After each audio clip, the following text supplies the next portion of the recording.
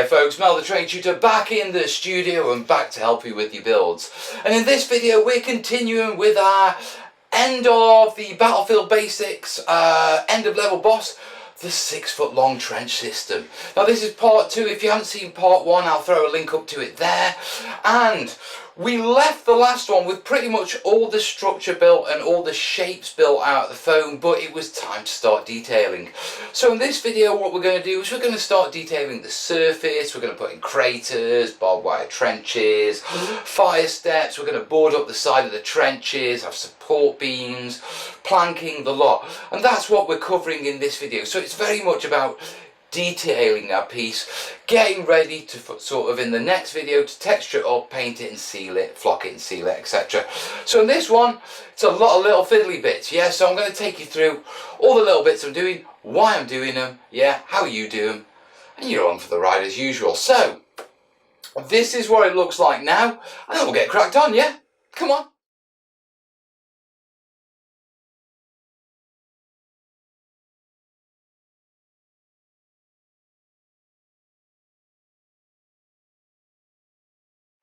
So guys, detailing up the trench and adding all the interesting bits that make trenches so awesome in Wargaming.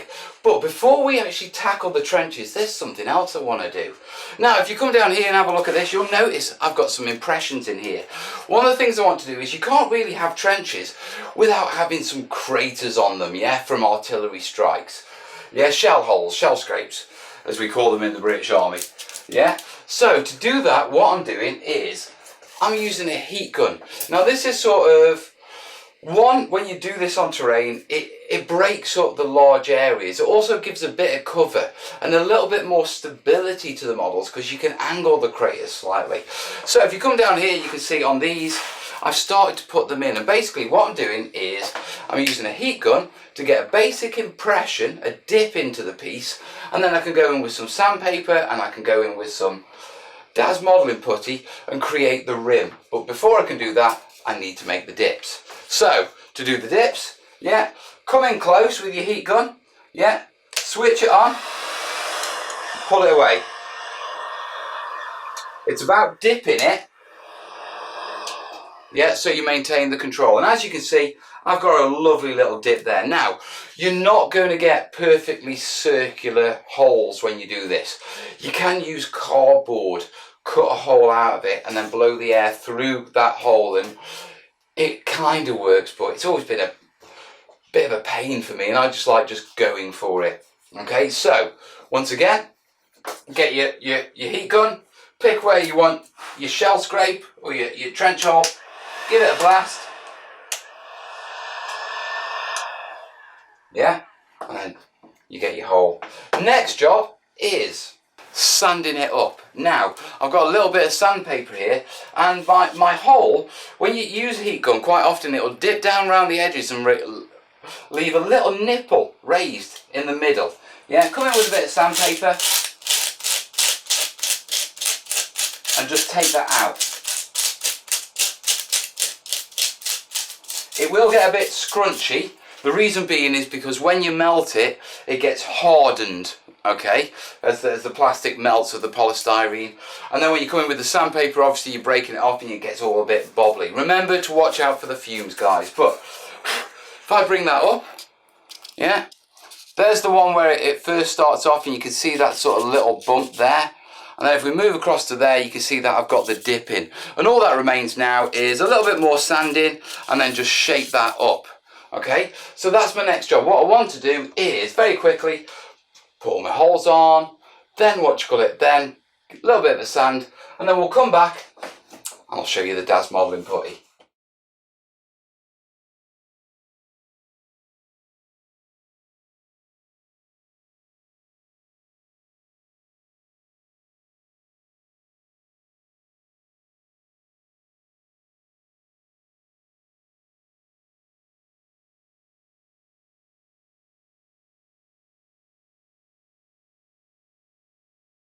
So working on the actual craters, but I took a moment out to actually work on the bunker. And if you take a look, you can see that the bunker is now all textured up. Now this was done just simply by a quick sand once it all glued and dried up, once I took the pins out, and then just a little bit of filler, a little bit of water, smear it all round, blend everything in. And it's come out looking just like concrete, which is perfect. And then obviously I've moved on to the craters, as you could see. So if we look at the craters, you can see that we've got our indents where we went in with the hot gun, then I sanded it, yeah, and we've been working on our sort of earth rings.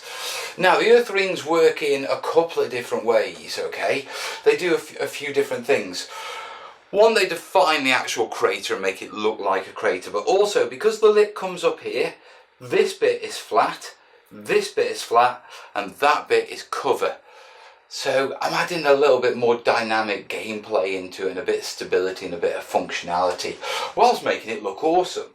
So when it comes to actually doing your rims, I need to take you through that. Slide that over there, pull this one here. Okay, so I've got my craters, yeah, I've sanded them, I've got my rough shape, but what I need to do is create the rim around them. And for that I'm using DAS modelling putty, and what I've done is I've rolled out myself a sausage, yeah, and one quick trick. When you're putting DAS onto anything, wet it. DAS is really awful for connecting with, so sort of sticking to dry stuff, it just keeps falling off. But if you wet it first, and when you apply it down, which is what we're doing now, it will stick. Now the technique for applying this down is dead simple. What we're going to do is we're going to pinch it on first, and I'm trying to get just a rough circle. I'm more interested in actually getting it to adhere to it than the actual shape at this moment. Okay, so that's our pinching down. The next one is I'm going to smudge it outwards. Now this isn't so much about blending it in with the piece or anything like that. It's more, once again, getting a better adherence with the actual polystyrene. So like that, come on. And there we go. Yeah, now that I've got it stuck down, yeah, I get to play a bit. And what I'm doing is, basically, all I'm interested in doing is forming the inside circle. So I'm just sculpting it with my fingers. This is a bit tricky, and it comes with practice, to be truthful, guys. A little bit of practice and you'll be doing it fine, absolutely fine. Yeah. Now, as you can see, I've got it roughly round. Next job, smooth it out. So I'm just going to blend it outwards, just to take that lip off it so it's not so sharp. Yeah, I'm not really worried about what the outside shape of it is like and how sort of realistic it is. Yeah, because I'm going to be going over this with filler and texture in it anyway, so I can blend the outside in, yeah, when I do the filler. All I'm mainly interested in is this inside circle. Yeah, and if I do that, that's pretty good.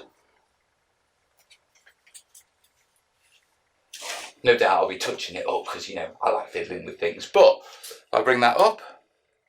Yeah. There you are. And remember, when we come in with the filler, we'll be able to blend these edges in a bit more and they'll look a little bit more realistic. But we've made our earth embankment, and that's the main thing. So I've got one more of these to finish off, and that one there, and then they're all done. And we'll move on to doing the, the barbed wire. That's what we'll do next. Right, crack on.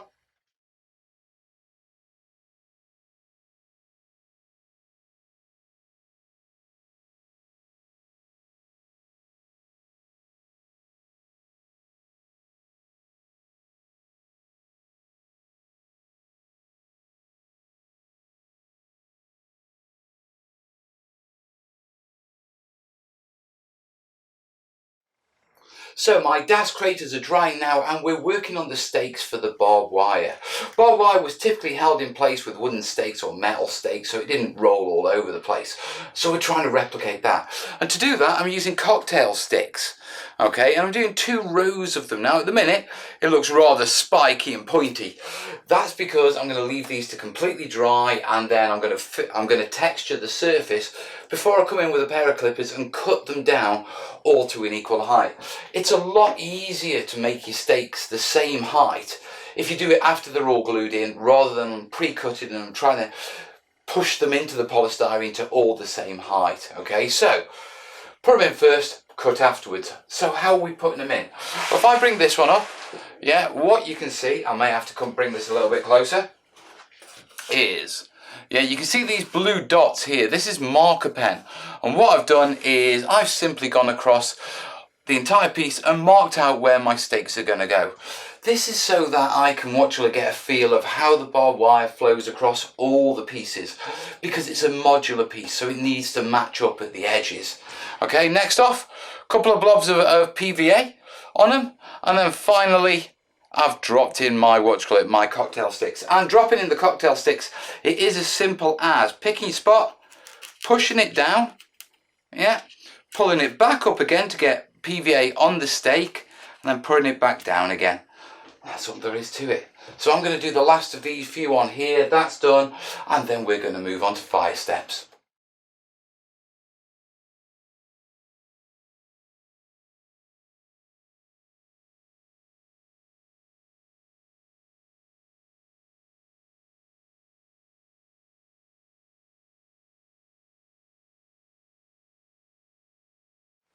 So working on the fire steps for the trenches, and if you're not aware of what a fire step is essentially a ledge, okay? And as you can see, I've added this sort of 1-inch ledge on, and the idea being that when your troops are in the trench itself, they're protected, yeah, from incoming fire. Yeah, at least horizontal, you know, the bomb's coming down here, tough luck. Yeah. Did you know that trenches were actually sloped like that, so you could duck behind them to hide from artillery and stuff like that? Little trick for you, but don't do that for your model. Yeah, it'll be a right pain in the backside to make, trust me. Yeah, slope them like that for your model. Okay, but anyway, the idea behind a fire step was that you could walk around here perfectly safely, yeah, having your brew and your cigarette and that sort of stuff, and when the enemy was charging towards you, you could step up to your fire step, yeah, and shoot them from cover. And then when you shot them, you can step back down again. And that's the idea behind a fire step. And the difference, I suppose, would be like, oh, you're down, you can't be shot at, or you're in cover, yeah, and you can shoot at. I'll probably figure out some mechanics, so yeah, to go with the games to represent one or the other. You know what I mean? Which position you're in. But that's game mechanics, isn't it? But you're interested in how I'm actually doing the fire step, aren't you? All right, come on down. Okay, so if I bring this one up, you can see, yeah, that what I've essentially got is a 1-inch strip all the way across the front of the trench, and I've duplicated this on this piece over here, on this piece over here, and we've just got this last one over here to do, which I can use to show you how I'm doing it, right? So that's the problem with big pieces, you need to keep moving them around.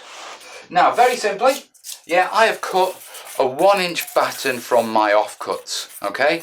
1 inch long, well, 1 inch wide, 1 inch high, because it's the height of the polystyrene, yeah? And then on this side, what I've done is I've beveled it.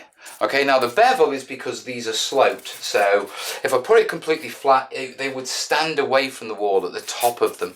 So by beveling it, I can get in snug.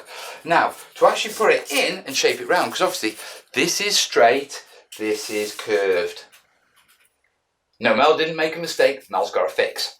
Okay, dead simple. Yeah, you're going to break it. Yeah, and all I'm doing is just coming along, and I'm not breaking it completely, I'm just snapping it. Oh, pardon me. Like that. But what that'll allow me to do is come in here and place it straight up against there. Yeah, and if I bring that round, you can see by breaking it, yeah, I've got it to go round the corner. Now, next job. Yeah, a bit of glue. Glue along there. That's for the bottom. And then, if we go for here, glue along here.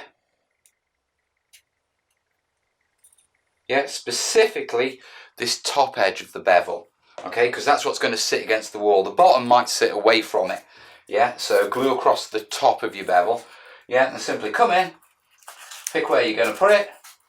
Yeah, you might need to break it a couple bit more time. Oh, I broke it. There you are, just like that. Now I'm going to put it there, push it in there. Now we've got a bit of a crater there, so we can have a bit of a collapse. Don't worry, I'll sort that. Yeah, but I'm going to push them in there. Next job. Trim off the ends, so blade, Watch fingers. I'll do a quick job here because I can do a sharper job off camera. Actually, that's quite a good job. And then if I spin this one round, I'll clean that up off camera as well. But if I bring that round like that, so you can see, yeah, as you can see, I've got my fire step in there. Yeah, and it is as simple as that. I don't need to worry about these cracks and this sort of stuff because this is all going to get covered over. Yeah, we're going to have various sort of sheet metal and wooden planks and stuff like that. It's just the substructure. Yeah, but I need to get it in and I need to get it set. Now that is the last of the fire steps to go in. Yeah, all the rest of them are done. So my next job is I need to start working on the top of the trenches, okay, because it wouldn't just be a lip and then flat. Quite often you'd have sandbags, you'd have earth built up, you'd have fire ports and vision ports and sniper ports and all sorts of ports, and then balls of ports in the officer's mess, eh? What ho, brother? Bloody Ruperts. Right, I'm going to crack on now. Well, I'm going to quickly pin this so it doesn't move, yeah, so it stays nice and stable for me. Yeah, and then we'll come back once I've started decorating the top of the trenches and making it a little bit more interesting. Yeah, crack on.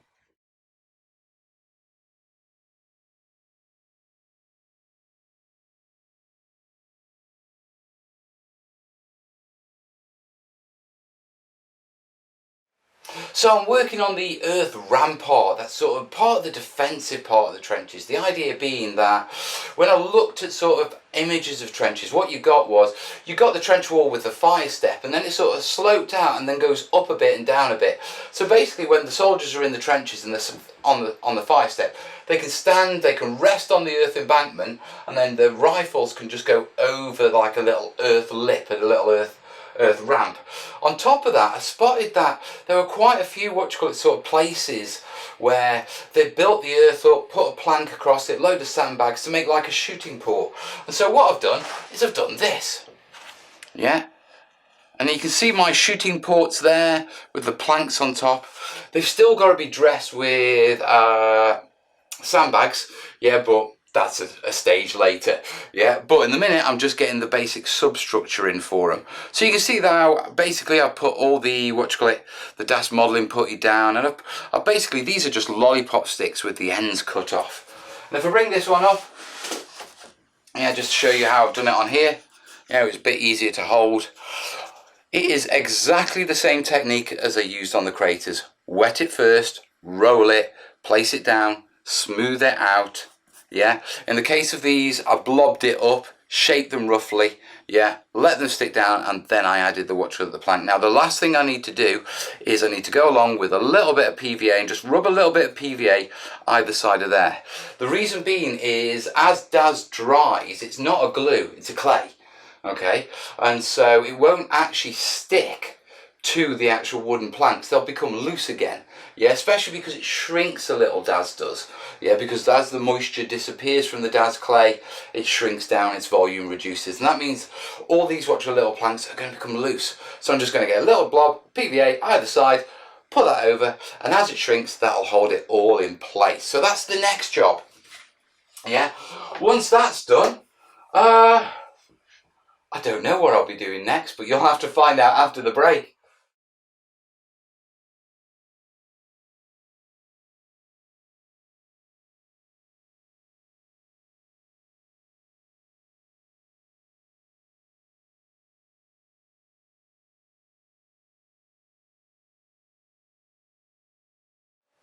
So it's a fresh day and I've figured out what we're doing next. We're back on the fire trenches now they're dried. So if we come down here, I can show you all our fire trenches are well stuck from where we did our work, but there's a little bit of sort of touching up I need to do on them. If you remember when we built the actual, in the first video when we did the actual earthworks, we used a template to make sure they were all modular, i.e. these edges matched. Okay, now the issue we've got is with the fire step, I just went in and I just generally cut one and placed it in. Okay, which means they're not so modular, i.e. there's pieces that have wider fire steps than this one. The way I'm going to deal with that is I'm basically going to go down to whatever the minimum is. Okay, so it's quite difficult to pad things out to make them line up. Yeah, so with this fire step, it'd be quite a lot of effort to sort of pad it out for like 1/4 mil to make it sort of fit. But what I can do is I can take this fire step, which is the most narrow of all the fire step on the edges, and use that as a measurement to cut from. So when I get this one, which is actually larger, I put them like that, and that sticks out about 1/4 inch, as you can see, that little step there. I can come in with my knife, yeah, I can do a simple mark, and then if I bring it up, yeah, I have a mark on that just there, where I know where I need to cut to make these modular. So the first things I need to do is very quickly go through and make it modular. Crack on.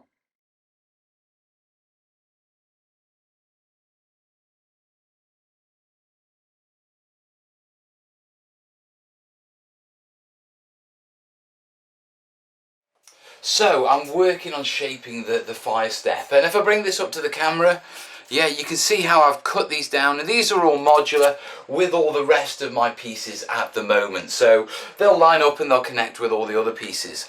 The other thing that I'm doing is I'm actually reducing the height of the fire step. Now if I come along to this piece here, if I place my guy up here, he's a bit too high, okay, so I need to drop it down so that only his head's sort of sticking over the parapet. Now to do that, that's quite simple. All I'm doing is, I've got some 60 grit sandpaper here, and with it being expanded polystyrene, it's a bit messy, yeah, but I'm just dragging it along, yeah, and I'm just lowering this step. Once again, it's important that as long as the edges are modular, what you do in between, yeah, doesn't matter. So standardise your edges, play in the middle, okay? So, taking it down with 60 grit, yeah, by just reducing the volume, and then once I've got it roughly right to where I want it, I've got some 150 grit paper just to smooth it out. Now, if you come up and have a look at this one, you'll notice where I've smoothed it out, it looks rough and ready, okay? Don't worry about that, guys. Remember, it's only a substructure. We're going to be covering this over, so it only needs to be roughly the right shape and height and that sort of stuff. It doesn't need to look right, okay, because it's going to be completely covered. So I need to finish just shaping this one up, sanding it all up, and I'll bring them back when they're done and I'll show you what I'm doing next.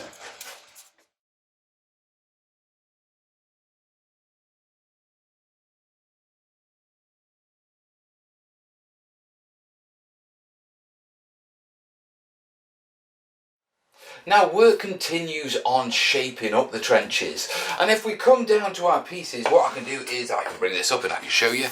Yeah, I've been working on shaping the trench lines ready for us to sort of put in all our detail and all that sort of stuff, because before it was pretty standardised. So what have I do in Bosicle? Well, dead simple.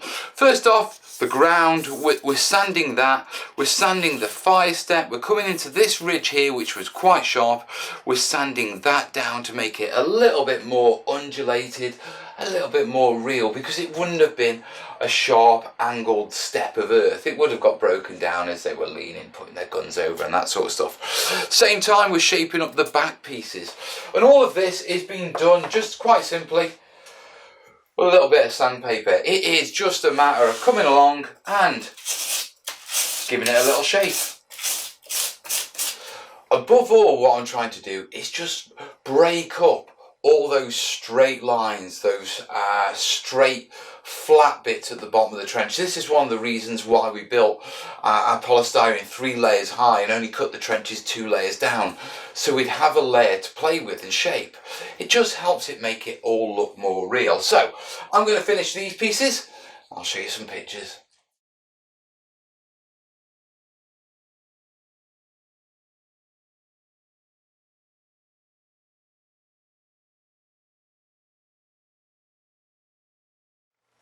So guys, we've skipped ahead in the build, and this...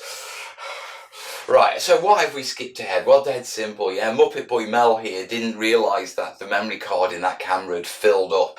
Okay, and so when I was sort of explaining what I was doing and that sort of stuff, I thought I was recording the good, nice close-up footage.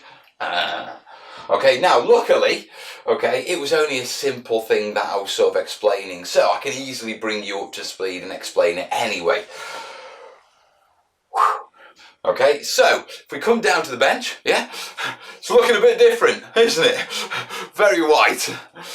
Don't panic, it's actually just a minor stage. So let me bring you up to speed. So if we look at the actual pieces, one of the things that we've done at the end of the sort of last bit of footage I have had on this video was we've gone in with our sandpaper and we'd shaped our fire step, we'd undulated our terrain, yeah, i.e. shaping all this and getting rid of that rigid line that we had that looked far too unnatural, yeah, and it looks a lot more natural now. If I grab this piece and bring it up, yeah, you can see where by going in and shaping it and putting these little dents in here, it just makes it look so much more realistic, guys. Okay, now I have got the fire step the whole way along it, yeah, and I was debating whether to take chunks of that out, but yeah, I want to keep this as functional as possible. And if you don't want such a longer fire step, then just don't cut them as long. You know what I mean? Yeah, there's nothing for me to really gain by cutting them out at this stage, so I'm not going to worry about it. Now, the other thing that I did was I've cut all my cocktail sticks down to the right size. And the other thing was, with regards to the undulation, if you look in places like here, you can see these blobs of DAS. It wasn't just about shaping it down. After I'd sanded all the pieces down and got the dips in, I wanted a few rises. And so what I did was, dead simple, little balls of DAS, push them a little bit flat, wet the polystyrene, place the DAS balls on top, okay, and then just smooth them out with a wet hand. And what I was left with was these bumps. And these are just little ones all over the place. Now, they may not seem like much, but just a little bit of undulation on a terrain makes it so much different than if it was just a flat surface, yeah? It all adds to that sort of realism, okay, that we're trying to go for. And then here's me saying, well, your 5 steps are functional, all that sort of stuff. But, you know, I wanted to break up that flat surface. Now, after the DAS was put on, all I did was went in with some filler. I rebuilt up all the edges of the craters so they weren't so pronounced. And I think I've got a little bit of work still to do on that one. And a couple of others. That's looking a little bit sharp. And the other thing was, with a wet hand and lots of water, I just rubbed filler all over it. Now, this isn't about texturing it. Okay, we've still got to texture it. This is about firming it up. Yeah, if you rub filler over polystyrene, it firms it up really well, okay? And the other benefit of rubbing filler all over polystyrene is that you can then use hot glue and super glue and glue things to the polystyrene, because once it's got a coat of filler on, yeah, it won't retreat back away from the polystyrene with the heat or with the super glue, okay? So that's really important, because the next stage that I'm going to be working on, after I've done a couple of little touch-ups on these craters, is we're going to start detailing up the actual trench walls. So, yeah, here's some pics of where it is right now, and I'll bring it back once we've got stuck into the trench walls. See you in a sec, guys.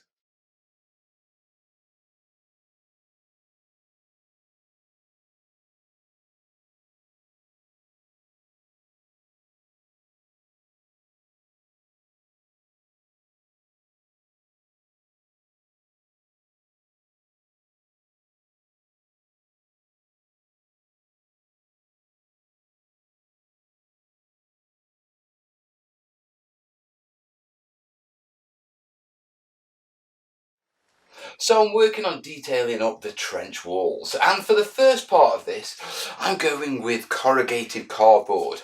Now this is simple craft cardboard that you can buy that's flat on one side and corrugated on the other side, and it comes in these A4 sheets, and it's just a simple matter of cutting them down to the right size, yeah, applying PVA glue and pinning them in. I did mention previously that I was going to use hot glue, but I actually sat down and thought, well, I'm going to have to pin the top and the bottom anyway. Hot glue is just an additional step, so I'll skip that and just stick with the PVA. You know, I love PVA, don't I?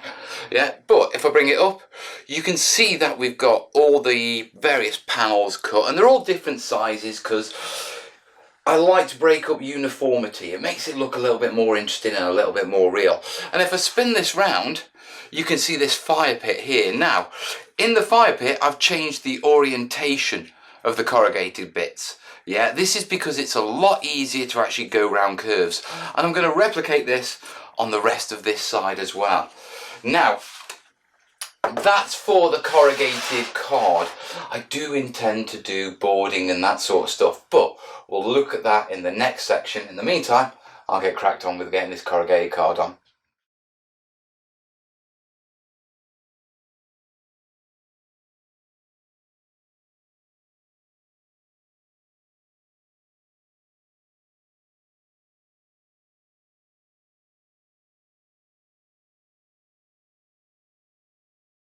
Right, I'm down here, working on the trenches. Come on down.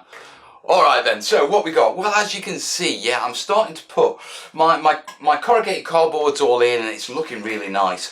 I'm starting to put my stakes in. Now, I've started off with the simple ones at the front. I'm going for cocktail sticks on this, yeah, because I don't want to take up too much room on the fire step with larger support beams, that sort of stuff. So cocktail sticks work really well because they actually fit into the grooves of the corrugated cardboard. Now, the way I'm doing this is dead simple. I've just done these in one quick row, but yeah, I'm coming along. I am putting a blob of PVA roughly where I want the stake, and I'm putting it on the top of the cardboard just like that. Yeah, I'm then getting my cocktail stick. Okay, placing it in, pushing it down, giving it a little twist so the PVA goes all the way around, and then pushing it in. Okay, and what that means is I've got a nice blob at the bottom so it'll make sure it sticks, and I've got PVA all the way up, which means it will stick securely, and when it's dried I can come along with my clippers and just clip them down. Now, obviously this is for the front step. When it comes to the back step, I'm actually using balsa wood. Okay, so if you come down here again, I'll show you these. Yeah, now these are my balsa wood beams, and all I've done is I've just basically got 5mm balsa wood strips, give them a quick brush with a wire brush to get a bit of texture on, and what's going to happen is these are going to come in and we put on all the larger points. Now, the benefit of using balsa is obviously you can shave it and you can do all the wonderful things you can normally do with it. But balsa wood is soft enough that I can put pins through it. So I can put my PVA down and I can literally pin it to the trench wall until the PVA grips. So I've got to finish off all these cocktail sticks. Once all the cocktail sticks are done, then we'll do all the beams and I'll bring it back once we've got to that stage, guys.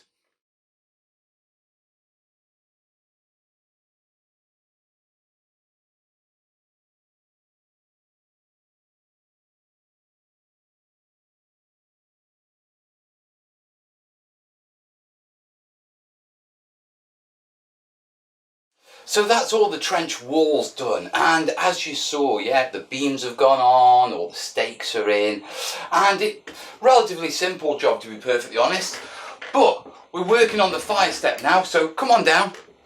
Right, so the fire step. Now for the fire step, what I'm using balsa wood, and what I've got is I've got a sheet of balsa wood here. Okay, and all I've done is with my wire brush, I've scored it to get a bit of texture to it, so it looks a little bit more like wood. After that, I've cut it into strips, and then after that, I've cut it into little planks. And all I'm doing is going along, and I'm just pushing these in. Now each of these planks is 3/4 of an inch long, okay, which is sort of the minimum you need to do a, for a 1-inch base to stand on it steadily. Okay, now I need to get this finished because I can't do the rest of the texturing until the fire steps in and everything else is glued down completely. So this is the last stage of the build for this video because it's going to need a good weekend to sort of dry out completely and get solid enough for me to come in and trim it and then do all the texturing and that sort of stuff. So I'm going to crack on with putting this fire step in. You'll get some pics and then we'll wrap it up, yeah? Sounds like a plan.